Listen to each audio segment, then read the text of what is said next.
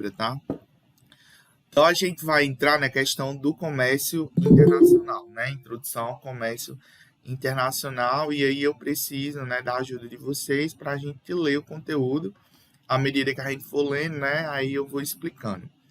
Alguém gostaria de começar a leitura? Eu posso? Pode sim, Eduardo. Tópico: Introdução ao comércio internacional.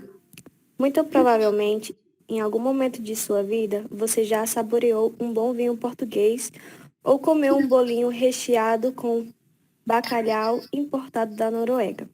Certamente, muitos portugueses se emocionaram com novelas brasileiras e americanos fizeram um churrasco com carne de gado do Brasil. Os determinantes destas relações comerciais e os possíveis ganhos gerados com o comércio mundial já despertavam o interesse de economistas precursores como Adam Smith e David Ricardo. Avançando em relação às ideias propostas por Smith, Ricardo desenvolveu a teoria das vantagens comparativas, cujo significado pode ser revelado na seguinte afirmação: quando o país é capaz de produzir um bem a um custo de oportunidade inferior ao de outros países, este país possui vantagem comparativa na produção deste bem. Pronto, parei aí, Eduardo, só para a gente começar aqui a explicar, né? Então, vamos entender um pouco, né? A gente está vendo aqui algumas noções do comércio internacional. Essas noções, elas estão baseadas na teoria de Smith e também, né, de David Ricardo.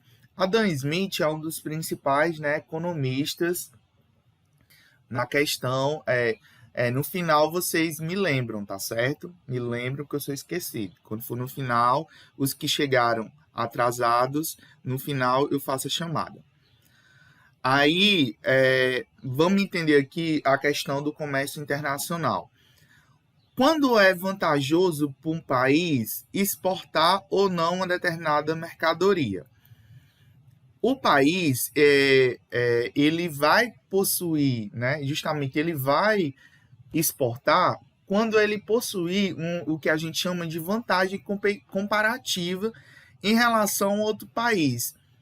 Mas como assim? O que seria essa vantagem comparativa? Por exemplo, o Brasil, ele é um país praticamente com clima subtropical, né? Tropical, vive praticamente com verão, né? Boa parte do ano. E nós somos muito agraciados na questão hídrica, né? Nós temos muitos rios, né? Temos muitos recursos hídricos, apesar de a Thaís colocou aí, tropical a maioria, né? A maioria do nosso clima é tropical, que favorece muito a questão da agricultura, né? Nós somos um país que é agraciado climamente, né, pela questão da agricultura, diferente lá da China, né, onde boa parte dos terrenos é imprópria, né, para o plantio. E isso, essa matriz produtiva agrícola, de certa forma, nos beneficia, né, comparativamente a outros países, né?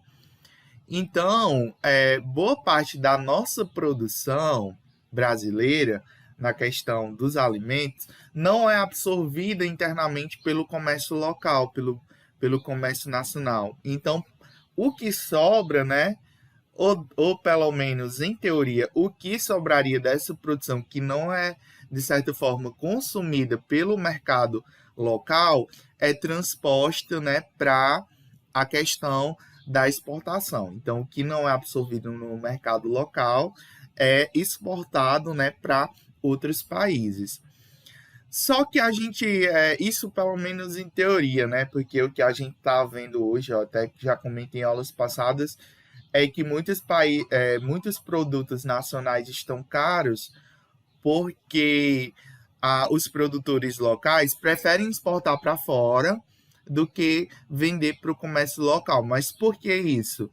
Porque como o dólar está alto e todas as exportações para qualquer país, né, do mundo é feito em dólar, o câmbio é feito em dólar, e o dólar estando valorizado, estando alto, então para o exportador ele vai ganhar nessa diferença em dólar. Então, para ele é muito mais vantajoso ele vender em dólar, né, exportando para outros países, do que vender em real aqui no mercado, né, nacional.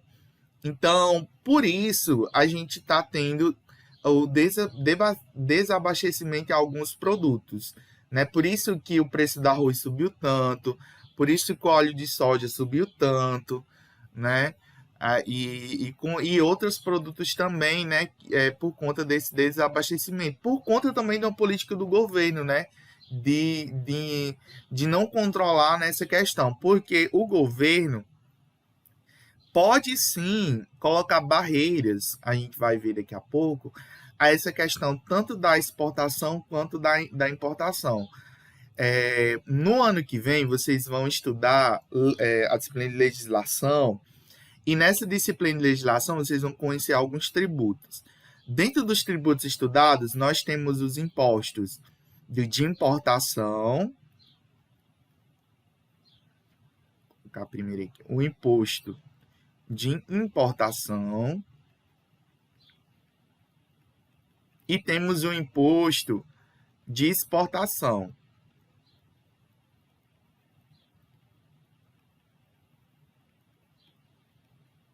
Esses impostos, eles servem justamente para controlar as entradas e saídas de produtos. Por exemplo, toda vez que uma empresa nacional... Desculpa, 2i foi. Era para ser uma seta e ficou 2i. Toda vida que uma empresa nacional vai exportar, vai levar um produto seu, vender para outro país, ele vai pagar um imposto sobre essa exportação. Então, de certa forma, se o governo quiser tornar essa exportação para outros países, de certa forma, não tão vantajosa para as empresas, ele pode aumentar a alíquota da importação, tornar isso não, de certa forma, vantajoso para essas empresas. Só que, é claro, o governo não vai fazer isso, né? Porque interessa para o país exportar mais do que importar, né? A gente vai já falar sobre a balança comercial, né? É vantajoso para o Brasil ter uma balança comercial favorável, né? Exportar mais do que importar. A gente vai já ver essa questão da balança comercial. Então, logicamente, as alíquotas de exportação vão ser menores do que a importação. Por exemplo, pessoa física. Eu, como pessoa física, eu posso, se eu quiser comprar um produto lá na China, nos Estados Unidos, eu posso comprar se eu quiser. Só que eu, como pessoa física, se a base de cálculo por imposto de importação é $100. Eu botei reais, eu costumo botar reais. $100. Então, produtos acima de $100, eles têm uma cobrança de 60% sobre o valor do produto. Como assim, Pedro? Não entendi. Por exemplo, já tá com 2 celulares ou 3 celulares que eu compro da China. Eu prefiro comprar na China do que comprar aqui no Brasil, porque sai muito mais barato. Alguns produtos tecnológicos é muito mais vantajoso comprar lá fora do que comprar aqui, né? Por conta do custo do Brasil. Como o custo do celular é acima de $100, hoje o câmbio tá por volta de 5,50, né? Aí, por exemplo, vamos dizer que o celular lá fora custe R$1.900, né? Com câmbio, né, dividindo aqui por 5,50, vai dar próximo a $346, mais ou menos. $346, mais ou menos. Como é 346, está acima de $100. Então, eu vou pagar 60% do valor, vai ser 60% do valor, eu vou pagar de imposto. Por exemplo, se é 1.800, foi o valor que eu coloquei, 1.800 o valor do celular, eu vou pagar 60% desse valor de imposto. Ou seja, não, eu coloquei errado. 1.800 vezes 0,60. Então, aqui, ó, dá R$1.080. Isso, R$1.080. Isso quer dizer o seguinte, foi 1.900, né? 1.900 vezes 0,60%. Ó, aqui vai dar 1.140. Quer dizer que eu vou pagar esse tributo? Não necessariamente, porque assim, às vezes as empresas elas diminuem o valor declarado para a Receita, mas isso geralmente passa, às vezes não. Mas o correto aqui seria eu pagar 1.140 de imposto. Pedro, e compensa pagar desse tanto de tributo? Compensa. Porque, por exemplo, um celular, nas contas, eu estou colocando 1.900 do celular que eu vou pagar para a loja, mais um imposto de importação, aqui está 1.140, né? 1.140. Quando eu somo aqui, mais 1.900, dá 3.040. Se você for comprar esse celular aqui no mercado nacional, por exemplo, não o iPhone, que o iPhone custa 7.000, 8.000, mas um celular assim bom, realmente bom, né? Você não compra por menos de 4.500. 4.500, né? Aqui deu 3.040. Você não vai comprar por menos de 4.500. Então, esses produtos tecnológicos, mesmo você pagando um alto valor de imposto de importação, ainda compensa você comprar do que aqui. Eu lembro que o meu celular, na época que eu comprei, foi uns 1.000... Eu acho que foi uns 9... Não chegou a ser 1.000, não. Foi uns 900. Esse meu celular, na época que eu comprei, foi uns 960. Aí eu paguei 60% de imposto de pronto, foi 516, a taxa foi 576, mais 960, pronto, o celular, esse meu celular, né, agora, na época que eu comprei foi 1.500, e na época o mesmo celular comprado aqui no Brasil tava de 2.000 e alguma coisa, 2.200, então eu ganhei cerca de R$ 500 nessa compra da China para o Brasil. E, de certa forma, compensa, né? R$ 500, assim. E não demora tanto para chegar. Com um mês, né? 30 dias, 40 dias já chega, né? Da China para cá. Então, de certa forma, compensa, né? Só que percebam que a alíquota é bem agressiva, né? 60% do valor, né? 60% do valor do bem vai para o governo. 60% do valor do bem vai para o governo. Então, é uma alíquota bem agressiva, né? Então, isso para pessoa física. Se for para pessoa jurídica, diminui um pouquinho essa alíquota, dependendo do que vai comprar, uma alíquota variável, não é uma alíquota fixa, né? Dependendo do que vai ser importado, né? É variável essa questão da alíquota. Pode continuar. Quem gostaria de continuar? O modelo ricardiano.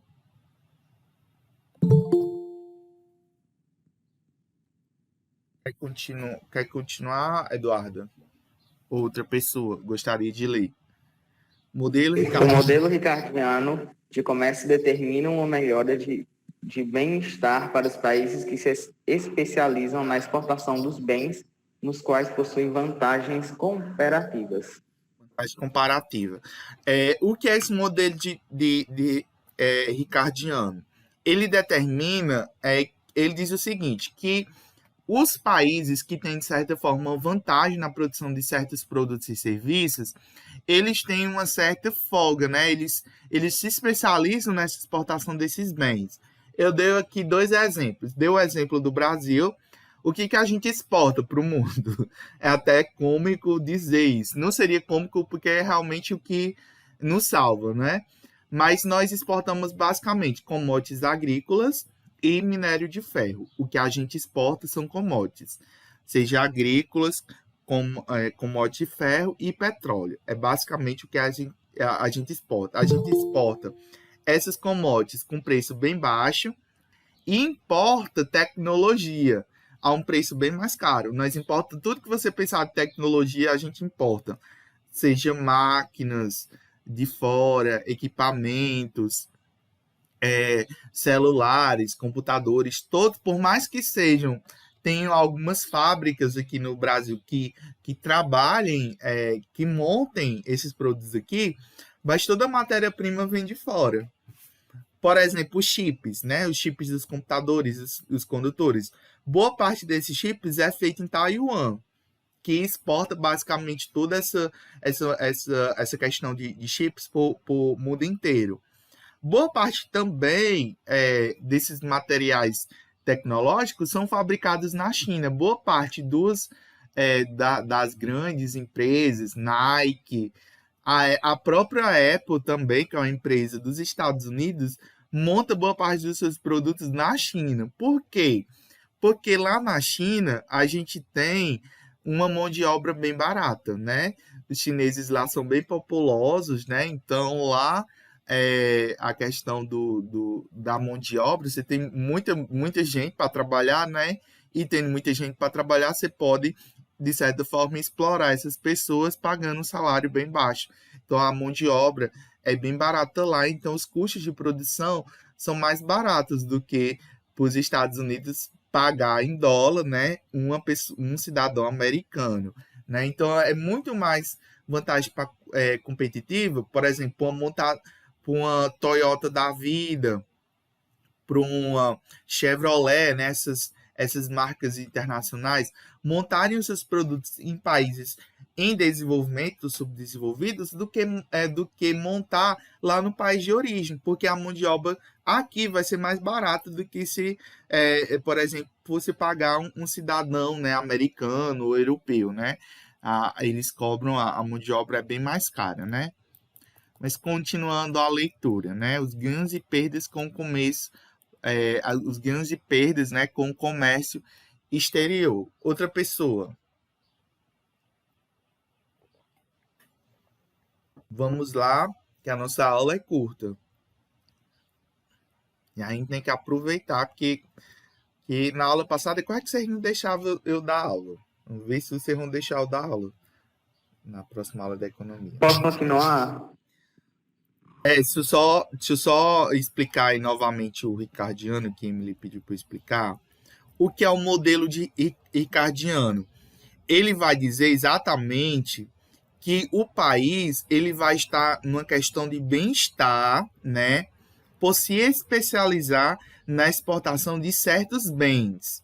Então, quando alguns produtos eles se especializam na exportação de certos bens, e de certa forma é uma vantagem para esses países se especializar nessa exportação. Aí eu dei o exemplo de Taiwan, que se especializou na questão dos chips, né, de condutores, né, essa questão de chips, boa parte dos chips, processadores, tudo é feito em Taiwan, que é um tipo um país, eu não sei dizer o que é, se é um país, se é um distrito, eu sei que é uma briga comercial aí entre a China e outro país lá. É a China e os Estados Unidos, né, que apoia lá uma parte da Coreia, aí tá uma briga, né, por Taiwan, né. Taiwan, ela se especializou na fabricação desses chips, então, de certa forma, ela exporta isso para todo mundo, né? Boa parte de todos os chips do mundo são feitos em Taiwan. Então, ela se especializou na exportação desse bem. O Brasil, de certa forma, o Brasil possui vantagem comparativa na questão da exportação de minério de ferro, né? Nós temos, por exemplo, a Vale é especialista na exportação de nióbio. Boa parte do nióbio do mundo é exportado pelo Brasil, é fabricado no Brasil, né? E minério de ferro, soja, né? Boa parte, por exemplo, dos porcos lá da China, a China consome muito carne suína. Boa parte da alimentação desses porcos vem com a soja do Brasil, né? Então, basicamente, nós alimentamos basicamente os chineses, né?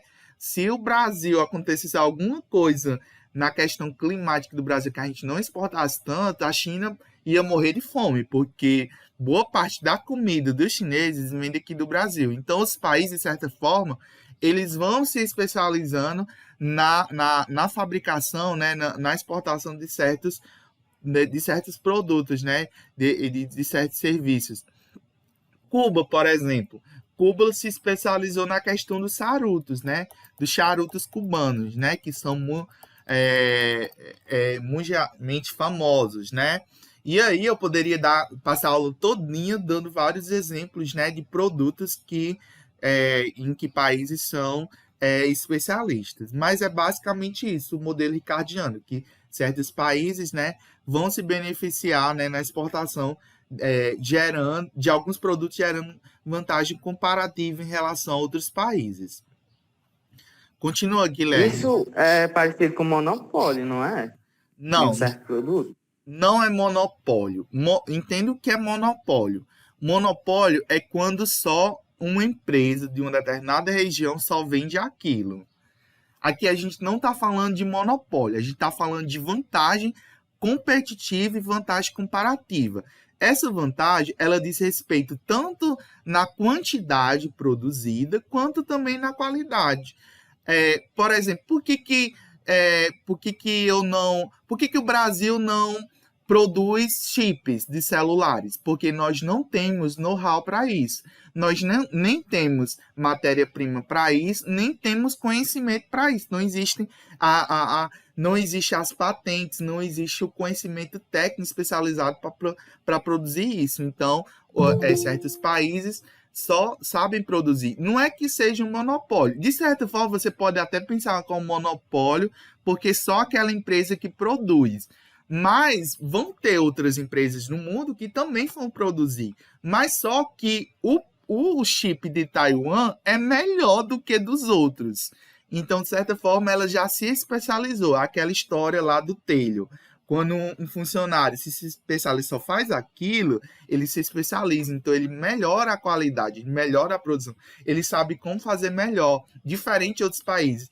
O 5G, por exemplo, eu posso dar o 5G. Boa parte dessa tecnologia do 5G boa parte dos países do mundo está usando da China. Mas tem uma briga aí comercial, porque não sei se a Holanda é outro país da Europa, também está desenvolvendo também a tecnologia do 5G. Só que qual é o impasse nisso tudo? A tecnologia de 5G da China é 1000 anos-luz à frente do que a tecnologia do 5G desenvolvida lá na Europa. Então, isso causa uma vantagem competitiva para a China. Então, boas partes dos países, né, dos países do mundo vai justamente comprar a tecnologia 5G da China do que comprar da Europa. Por exemplo, agora, em junho do ano que vem, a gente vai ter o edital, né, a gente vai ter a licitação do 5G no Brasil. Provavelmente, quem vai ganhar isso vai ser a China, porque a China já domina a tecnologia aqui do 4G aqui no Brasil. A Huawei, para vocês terem ideia, 90% das torres de celulares do Brasil, da Claro, da TIM, né, dessas empresas nacionais, elas importam da China, da Huawei. Então, essa tecnologia, a China já domina. Por mais que existam outros países do mundo que já fabriquem essa tecnologia, é mais vantajosa. A China já gerou vantagem comparativa, porque ela já se especializou, ela oferece essa tecnologia a um preço mais baixo e com a qualidade melhor. Então, não é um monopólio, porque existem outros países que fabricam, mas ela já gerou vantagem comparativa. Entendido? Entendi. Pronto, então continua aí a leitura.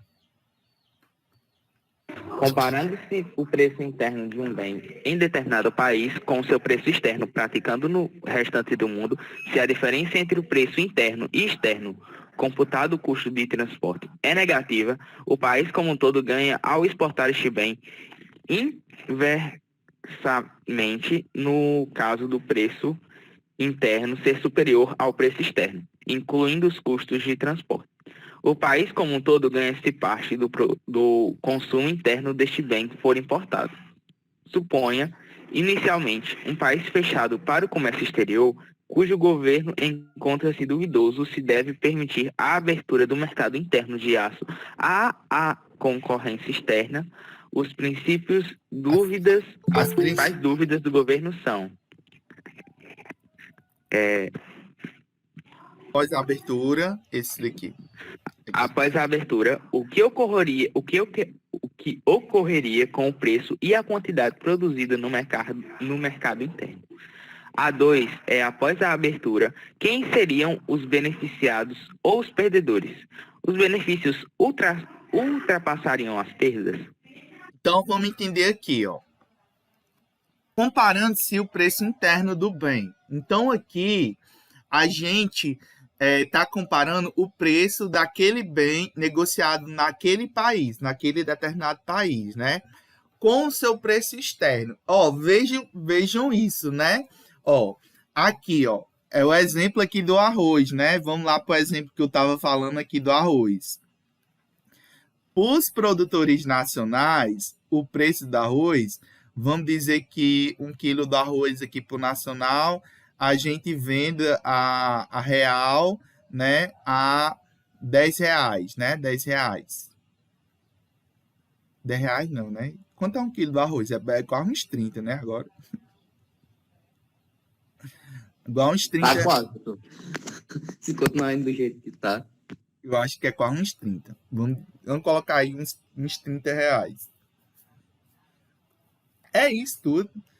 Eu tô com dúvida, que eu não faço as compras daqui de casa. Eu falei que era R$5, professor. É uns R$5, vamos colocar aqui uns R$5. É porque o 30 tá demais. 30 é um valor assim muito alto, né? Não duvido bem, não. Eu nem me assustei, não, porque já tá. Vamos aqui dar um exemplo de R$5. Suponha-se que seja R$5. Isso aqui no Brasil, tá certo? Vamos dizer que para eu exportar esse mesmo produto, convertendo por reais, seja uns R$8 para o exterior.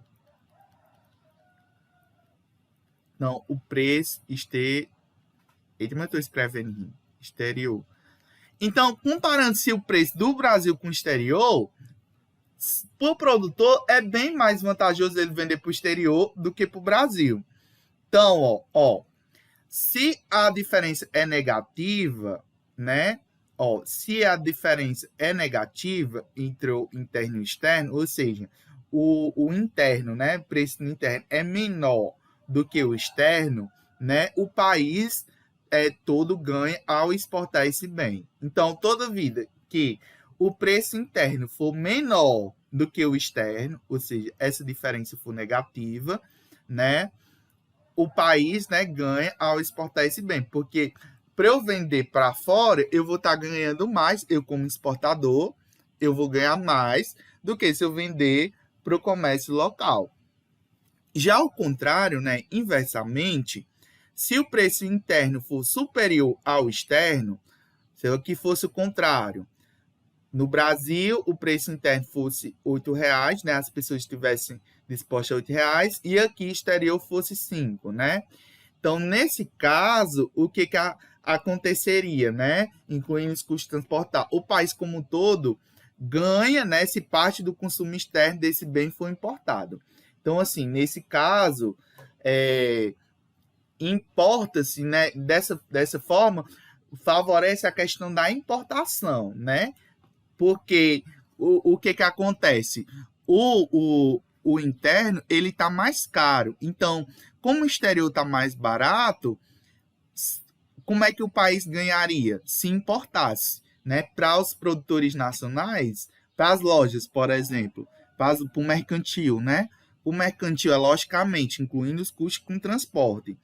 Por exemplo, se compensasse para o mercado, por exemplo, o Super-Herói, se compensasse, seria muito mais comprar esse arroz lá da China, de outro país, do que comprar para o Brasil, né? Do que comprar, logicamente, do Brasil. Então, nesse caso aqui, o país se beneficia, né? Ou então essas lojas se beneficiam, né? Com a questão da importação e não da exportação. Então, isso é um pouquinho, de certa forma, fácil, né? Da gente visualizar e entender essa questão dos preços, né? Pode gerar uma certa dúvida, uma certa complicação, mas quando a gente fala de valores, né? Fica mais fácil de visualizar. Aí, Guilherme leu aqui uma suposição na questão de um país fechado para o comércio exterior, né? Cujo governo encontra-se duvidoso se deve permitir a abertura do mercado interno à ação da concorrência externa. Aí as principais dúvidas desse governo são: após a abertura, ou seja, o país ele é um país fechado, como a Coreia do Norte, a Coreia do Norte, né, que é uma ditadura, né? Eles são um país praticamente fechado na questão de exportação, né? Ele importa boa parte das coisas da China, mas digamos assim, para o mundo, né? Para os países do mundo todo. É um país fechado.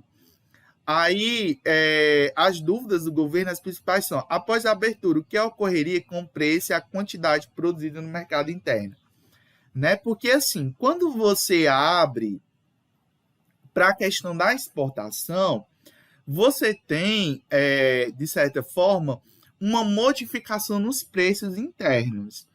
Como a gente ocorreu agora, né? De 2020 para 2021. Por que muitos produtos estão caros? Como o arroz, a soja, né? Por que alguns produtos estão caros? Porque a gente prefere, de certa forma, exportar para fora com um preço bem mais alto do que vender para o comércio local. Então, de certa forma, né, afeta o preço e a quantidade produzida no mercado. Após a abertura, quem seriam os beneficiados ou os perdedores, né? Os benefícios ultrapassariam as perdas. Nesse exemplo que eu falei do arroz e da soja, quem é que está ganhando com isso? Os grandes exportadores, as grandes produtores do agronegócio. Eles estão ganhando com isso. Exportando para fora, eles ganham mais. De certa forma, o governo também ganha porque está entrando dinheiro de fora aqui no país. Então, de certa forma, o PIB do país cresce como um todo, né? Porque você está trazendo dinheiro para fora. Mas esses beneficiados também geram perda. Quais são as perdas? O consumo interno. Nós, por exemplo, isso aumenta a inflação, porque, de certa forma, os preços se tornam mais caros. Os consumidores internos sentem um preço mais caro porque, em vez de eu comprar o arroz a R$5, eu vou comprar a 6, a 7, porque diminui a oferta, né? Porque as empresas, em vez de ofertarem para os consumidores internos aqui, eles vão vender para o comércio externo. Então, de certa forma, diminui a questão da oferta aqui. Então, com isso, aumenta-se o preço. Então, existem os beneficiados, mas também existem aqueles que, de certa forma, né, são os perdedores nesse processo. Pode falar, Pierre.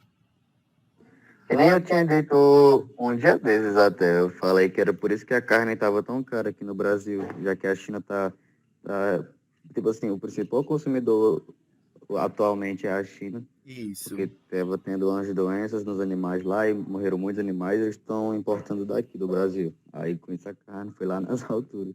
Isso. A China, ela compra boa parte dos alimentos. Se o Brasil não existisse Brasil, provavelmente o país iria ter que adotar mais medidas, né, de controle da natalidade. Lá, por exemplo, não sei se já revogaram essa lei, mas até alguns anos atrás tinha uma lei lá que as famílias só poderiam ter um filho, a lei do filho único, justamente para controlar a população, porque lá tem gente demais. Por ter gente demais, o país não consegue controlar, não consegue produzir alimentos suficientes para alimentar tanta gente. Então, eles importam alimentos, né, de outros países. É por isso que boa parte dessas doenças, né, surge lá, né? O povo ficou lá, come morcego, come grilo, come tudo, né? Porque o povo lá, boa parte, passa fome, né? Porque não tem comida em abundância. Então, eles lá, por isso que você vê lá, eles comendo barata, comendo grilo, comendo morcego, comendo cada coisa, porque realmente lá a oferta de alimentos é muito escassa, né? Então, eles têm que importar, né, de outros países. Na China revogaram, não? Porque tá tendo uma implosão lá de natalidade. O negócio deu tão errado isso de impedir o nascimento, que tá ficando muito velho e pouco jovem. Eu acho que eles revogaram recentemente. Eu acho que tá com uns 3 anos, com uns 3 ou 4 anos que eles revogaram essa lei do filho único. Mas antes tinha essa lei do filho único. É tanto que era até tinha muito assassinato, tinha muito aborto lá de meninas, porque quando os pais descobriram a filha era uma mulher, aí abortava, porque queria homem, né? Tinha de certa forma, esse preconceito, né? Lá, enquanto existia essa lei do filho único. Mas tem essa questão, né? Que lá é o país mais populoso do mundo, né? Então lá não tem comida. Não tem comida. Então eles comem tudo lá. A China é uma distopia muito pobre, né? Porque normalmente a gente vê nos filmes e nos livros as distopias, elas são ricas, é uma galera lá sustentada, da burguesia. A China é uma distopia real e pobre, muito pobre, Isso. triste. Por mais de ser o país que tem o segundo PIB maior do mundo, né? A China só perde para os Estados Unidos na questão da produção. Mas, em compensação, o PIB per capita é um dos menores do mundo, porque o PIB só, como a gente viu em aulas passadas, o PIB só não é referência para você comparar a questão de se um país é desenvolvido ou não. Mas o PIB per capita quando você pega o que o país produz de tudo e divide pela quantidade de população. Como Pedro, pode falar. Qual é o principal produto produzido na China? Assim, porque assim, no Brasil é o agro, né? A comida, é o animal. Nos Estados Unidos... Serviço. Lá é serviço. A principal exportação da China é serviço. Boa parte dos produtos, como eles são bem populosos, eles têm mão de obra em excesso. Então, boa parte de tudo que você pensar é produzido na China. Pode olhar que seu celular foi produzido na China, seu computador foi produzido na China. Quase tudo é made in China. Por que quase tudo é made in China? Porque quase tudo é produzido lá. Porque o custo de produção lá é muito baixo, porque os salários são muito baixos. O custo para você produzir da indústria é muito mais baixo lá do que outros países do mundo, porque os salários são baixíssimos. Então, o que eles exportam para o mundo é a mão de obra, boa parte. Mas já está aumentando isso. Agora está aumentando muito a tecnologia. Então, eles exportam também muita tecnologia. Então, você tem a questão da Huawei, que exporta essa questão do 5G, né? Esse produto tecnológico. Você tem a Xiaomi, que está aumentando muito nessa questão de produtos, né? A Xiaomi passou, se eu não me engano, a Samsung. Eu acho que é a segunda maior produtora de celulares no mundo. Eu acho que só perde para a Apple. Não sei se... Eu acho que a segunda é a terceira. Não sei, que eu estou meio desatualizado dessas coisas. Mas é uma das 3 do mundo, né? A Samsung é da Coreia do Sul e a Apple é dos Estados Unidos. Então, a China está em terceiro lugar, né? Então, assim, eles estão exportando muito tecnologia. Tudo que você pensar assim, de tecnologia, muito é fabricado na China. Tudo é made in China, né? Porque lá a matéria-prima é muito barata.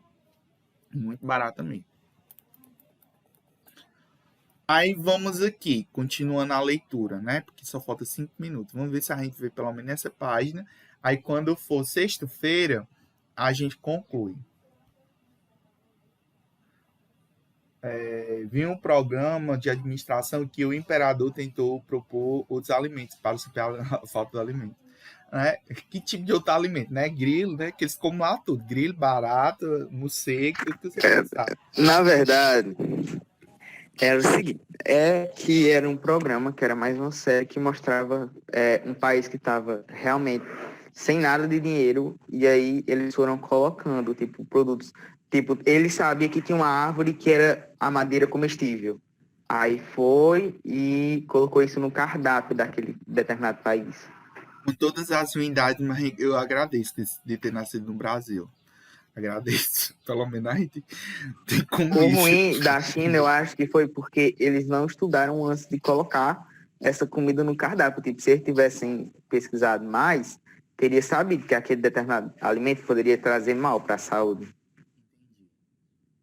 Vamos lá, continuando aí a leitura. Quer continuar, Guilherme? Outra pessoa gostaria de continuar, só para a gente finalizar essa página. Por mim, eu continuo. Continue. Dado que, inicialmente, o mercado de aço encontra-se fechado, os valores de equilíbrio para preço quantidades são obtidos de acordo com as curvas de oferta e demanda interna do país, tal como expressos na figura 1. Verifica-se ainda na figura os ganhos desde o mercado para consumidores e produtores, de acordo com a agregação de seus respectivos excedentes. Pronto, vamos entender aqui esse gráfico. Esse aqui seria um gráfico de um país fechado, uma economia fechada, que a gente denomina economia fechada. O que seria uma economia fechada? Uma economia que não tem comércio exterior.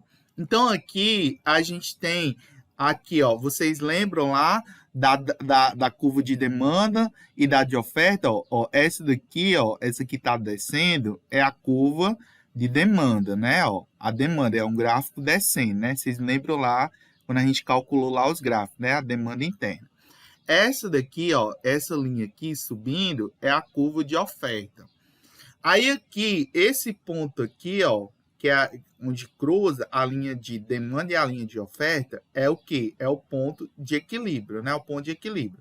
Aqui nós temos a quantidade de equilíbrio e aqui nós temos o preço de equilíbrio, né? Então, esse ponto aqui, ele representa o ponto de equilíbrio, né? Que é aqui vai ser a quantidade e aqui o preço. Essa daqui, ó, quando você pega aqui, cruza, né, o preço com a quantidade, essa parte aqui que fica aqui embaixo é o excedente do produtor, né? Ou seja, é o excedente da produção do país. Então, o país, de certa forma, quando tudo que passa dessa linha aí, ó, dessa linha aqui, ó, tudo que passa dessa linha aqui é excedente do produtor, né? Tudo que passar aqui, né, da questão da demanda, né, da oferta, né, tudo que passar acima disso daqui é excedente do produtor. E da mesma forma, olhando aqui para a demanda, para essa linha aqui da demanda, se passar dessa linha aqui, ó, tudo que passa dessa linha é excedente do consumidor, ou seja, é excedente de demanda. Deu para entender? É um pouquinho complicado, mas é só você olhar para a linha de demanda, para a linha de oferta, e olhar para essa linha aqui imaginária não, que vocês estão vendo ela, né? A linha aqui do ponto de equilíbrio. Quando olha para a demanda, o que passa dessa linha de equilíbrio da demanda é excedente do consumidor. O que passa dessa linha aqui para da oferta é excedente do produtor. Então, é basicamente isso, esse gráfico. Então, quando for na sexta-feira, eu vou ver se eu imprimo isso aqui para a gente ler, né, lá. Se eu não conseguir, eu vou mandar aqui o PDF para vocês terem no celular, aí a gente explica na sexta-feira, né? Essas aulas quebradas